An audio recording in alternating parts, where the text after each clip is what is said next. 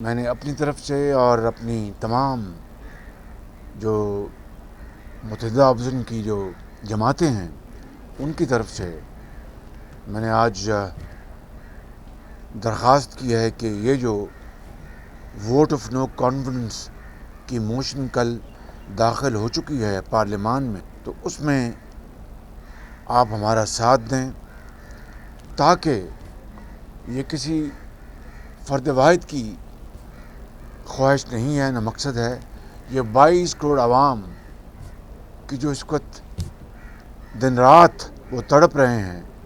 اس نااہل، اس incompetent اور انتہائی corrupt حکومت کے ہاتھوں، جو عوام کی درگت بن رہی ہے اور عام آدمی کی زندگی اجیرن ہو چکی ہے. یہ ہیں وہ مقاصد جس کے لیے یہ موشن داخل کی گئی ہے کہ ایک سلیکٹڈ حکومت کو پارلیمان کے ذریعے آئینی طریقے سے ان کو ہٹا کر ہم قوم کے پاس دوبارہ جائیں اور ایک فری اینڈ فیئر الیکشنز کا اہتمام ہو، جس کے ذریعے عوام کے ووٹوں سے نمائندہ حکومت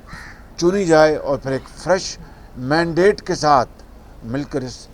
قوم کی دن رات خدمت کی جائے، جس کو بھی اللہ تعالیٰ موقع دے. اس کے لیے ہم آج حاضر ہوئے تھے اور یقیناً جماعت اسلامی کا اپنا ایک نظام ہے اور وہ اپنے شورا سے مشاورت ہوگی اور اس کے بعد اپنا فیصلہ صادر فرمائیں گے.